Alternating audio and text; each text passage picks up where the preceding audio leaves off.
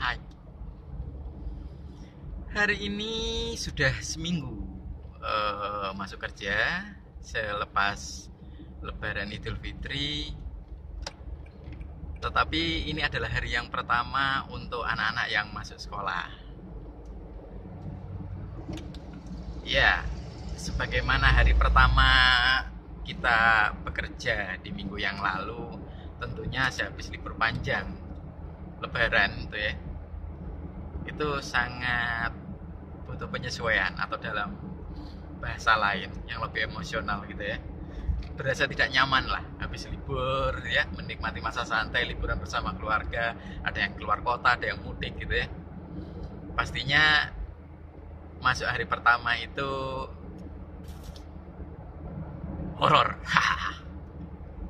Ya, hari ini mungkin juga buat anak-anak sekolah adalah hari yang penuh tantangan karena akan berhadapan dengan teman-teman baru, mungkin juga guru baru karena gurunya berganti mungkin ya, dari satu kelas ke kelas yang lain, atau mungkin yang baru baru masuk sekolah itu gitu ya, pasti gurunya akan baru, temannya baru, suasananya baru, cara belajarnya mungkin baru gitu ya, dan itu sangat butuh penyesuaian.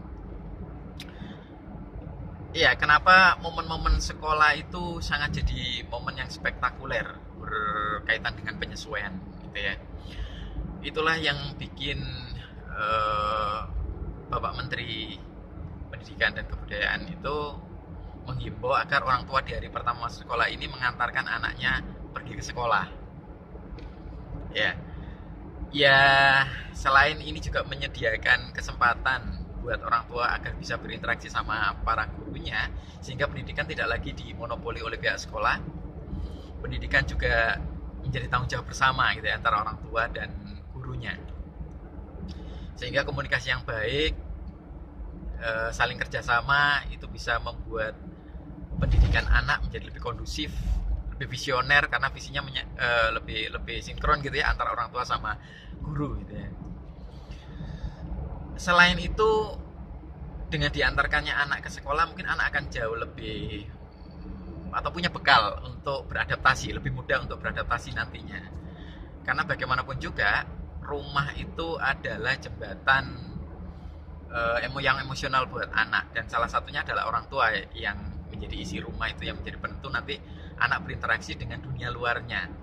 Ketika orang tua memberikan support yang baik, maka proses adaptasi ketika berinteraksi dengan dunia luar itu akan jauh lebih bagus, termasuk dengan mengantarkan anak berangkat ke sekolah ya. Namun demikian, ada hal yang menarik sehubungan dengan himbauan mengantarkan anak berangkat sekolah di hari pertamanya ini, adalah membuat atau menciptakan atmosfer yang menyenangkan pada diri anak terhadap sekolah.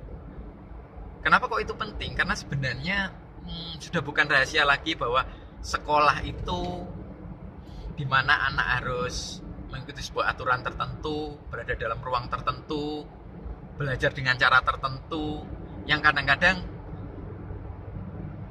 itu tidak selalu sesuai dengan style atau tipikal anak gitu ya. Dan malah kadang-kadang sekolah itu yang membuat anak-anak jadi keluar dari tipikal aslinya gitu ya, sehingga dia harus bekerja keras menyesuaikan diri dengan berbagai keharusan-keharusan. Nah, inilah hal yang menarik. Artinya